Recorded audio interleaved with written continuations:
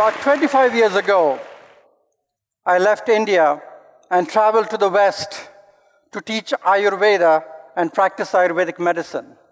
And I was traveling to find people who were overweight, who were having a sedentary, luxurious lifestyle, who were not getting enough sleep, who were overworked, and who were stressed.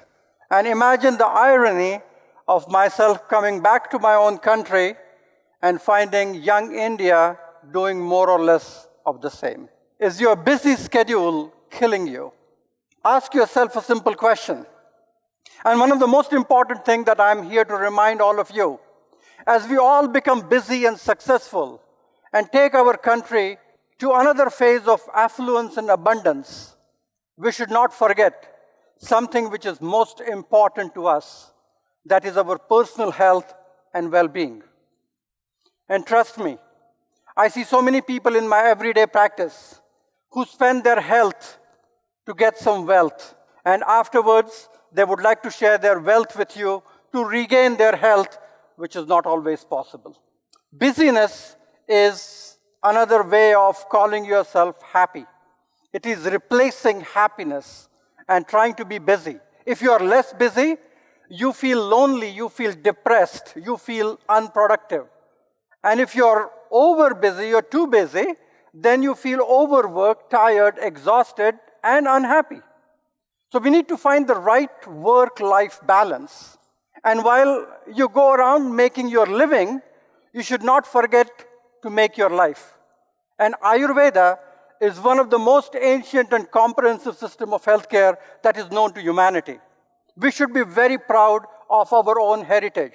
And this is not an ancient, outdated science, but what I'm going to share with you is a cutting-edge, new-age medicine. When we talk about Ayurveda as a consciousness-based medicine, it all boils down to something very simple, that what we apply for this age-old wisdom for our everyday living. There's an interesting shloka in Ayurveda where we say, Dharmarthakam mokshanam arogyam moolam uttamam. Health is the very basis of everything that you want to achieve and accomplish in life. And yoga and Ayurveda together is one of the perfect solution for something what we call it as lifestyle diseases. 70% of all the diseases that we talk about are lifestyle diseases for all causes of mortality. And simple changes in diet and lifestyle can not only prevent, but reverse the trend of these chronic lifestyle diseases. Using Ayurveda and yoga as a template to do that, it is something which is the need of the hour. We all know West is going East and East is going West. As West is embracing many of our healthy tradition, we are acquiring many of their unhealthy practices. And when we look at something like this as lifestyle medicine, we are talking about truckloads of diseases which are coming from this. We call them as non-communicable diseases. Non-communicable diseases like heart disease, diabetes, cancer. And when I say non-communicable, there's no pun intended here. It is literally because of non-communication with yourself, with your friends and families. You're more hooked onto your cell phones and computers and virtual community than talking to real people. There's an overall growing disconnect between your mind and body itself. You walk around like zombies, and pardon me if I'm being too harsh and critical and telling you, everybody's trying to tell you here to do a lot and accomplish a lot, but I'm here to tell you to slow down and enjoy the life and really understand what is the basis and the purpose of human life itself. So when we talk about these non-communicable diseases, it really boils down to understanding Ayurveda, that how can it find the solution for many of these challenges. There's an interesting saying in Ayurveda, which is an age-old saying, that if you follow the rules of diet and behavior, there is no need of medicine. Let me repeat this. If you follow the rules of diet and behavior, there is no need of medicine. But if you don't follow the rules of diet and behavior, there is no use of medicine. And we are stuck with this concept where we have to find time for our own self. I recently wrote a book, Change Your Schedule, Change Your Life. And one of the main premises was that we are not managing our time wisely. As we are following many of the developing countries and the developed countries, we are becoming cash rich and time poor. And this time poverty is literally one of the main reasons that while we are disrupting our circadian rhythms and creating many of the chronic diseases itself. When I talk about Ayurveda as a lifestyle disease, as something which is a lifestyle medicine, we need to go back and understand, and it was an old school thought that you inherited some diseases from your parents and you are destined to have certain diseases. Now we know from the genetics that the epigenetics is responsible for turning on and turning off certain unhealthy or healthy genes itself. We always say your genes are like a loaded gun. It's your lifestyle that pulls the trigger.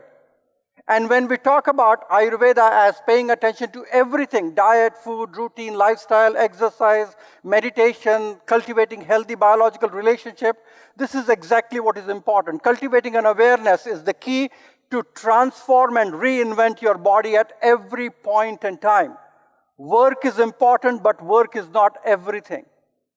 And when we go back to real understanding and asking this question, that what do I really need to do in order to reverse the cascade of some of these things? I recently saw an American gentleman who came to see me for chronic fatigue, sinus congestion, overweight, feeling tired. I looked at his routine, what he was doing. He was having a typical American breakfast, 6 o'clock early in the morning, and he was eating a big breakfast in the morning with coffee and donuts and orange juice, eggs, and leaving early around 6:30 to beat the traffic. At the workplace, he was hardly eating anything, just few snacks here and there.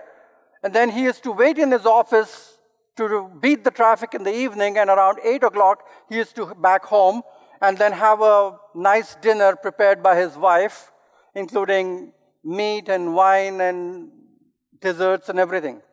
So when I looked at it, I told him the first thing that you need to do is you need to probably lighten up your breakfast. You have to eat either nothing or a very little breakfast. You have to find a decent lunch in the middle of the day. We had man on the moon in 60s and you can't find decent meal in the middle of the day. You should come back home and have a bowl of soup only in the evening. And he looked at me and says, Dr. Suhas, I can't do that. I said, why? He said, if I don't come home and eat that big banquet prepared by my lovely wife, she will kill me. I said, she's killing you anyway. The only thing is you're not realizing that you're waking up in the morning feeling dull, heavy, groggy, toxic, and tired. Your sex life is really bad. You need to make these changes. Reluctantly, he agreed. And he came back about a month later and he said, almost every symptom has gone back.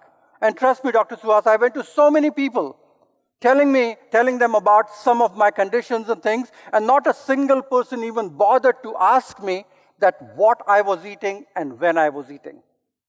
The latest medical research says that eat late to gain some weight, sleep late to gain some weight.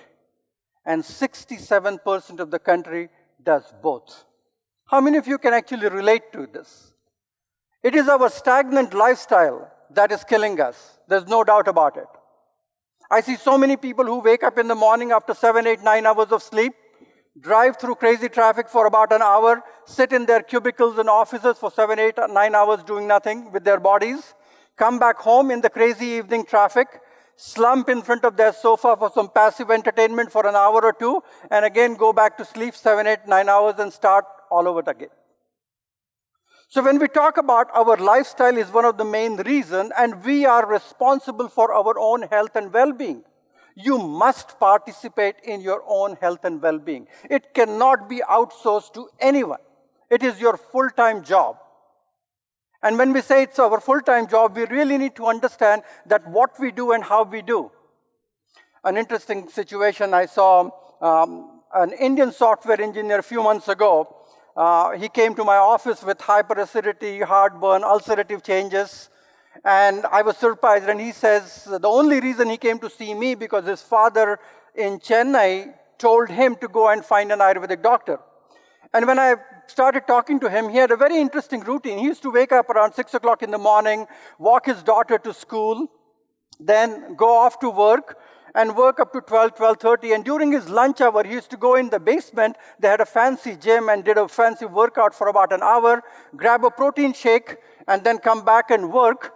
And then he used to continue, come back around 5 o'clock in the evening, sit with his daughter, play with his daughter, do some passive entertainment, have a typical South Indian dinner in the evening. And that's also one of the problems that I'm finding in my practice, especially Indians are the only vegetarians who don't eat any vegetables. It's a totally grain-based and flour-based diet. He was eating that meal, and then he used to tuck his daughter to sleep. And then around 9 o'clock, he used to start working with his team in India till 12:30 or 1 o'clock, sipping coffee to keep him awake. And then he used to sleep around 1 o'clock, 1:30, wake up at 6 o'clock, do the first thing in the morning conference call for about an hour to catch up what happened there, and then start it all over again. So when I looked at his routine, I said, we need to clean this up. We need to change your eating pattern. We need to change your work routine, your workout routine. We were able to clean some of those things, and most of his disease and symptoms are already fading away. So what is important here is lifestyle is creating disruptions to what we call it as your circadian rhythms.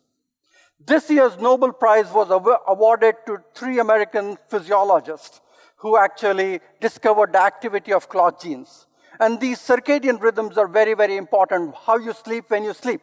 It is not important what you eat, when you eat is important. It is not important how much you sleep you get, but when you sleep is important. It's not how much exercise you get, but when you do your exercise. And this science is so important, and I'm going to share some very simple tips with all of you. And these are maybe sound like some ancient techniques and tips, but they are all validated by modern medical research. Number one, make sure that you eat the right food at the right time.